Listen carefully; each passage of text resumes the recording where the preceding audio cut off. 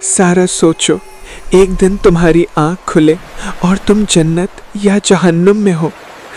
एक तरफ एक नौजवान लड़का जिसकी ज़िंदगी सिर्फ नमाज, हया और अल्लाह के डर में गुजरी, और दूसरी तरफ एक लड़की और लड़का जिन्होंने दुनिया के मज़े में अपनी ज़िंदगी बर्बाद कर दी।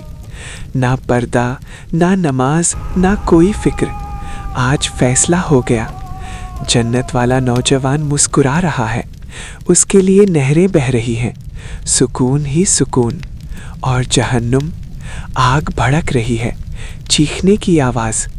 वही नौजवान जो दुनिया में हंसता था, आज रो रहा है, जल रहा है, मदद मांग रहा है। काश मैं वापस चला जाता, काश मैं नमाज पढ़ लेता, लेकिन अब देर हो चुकी है।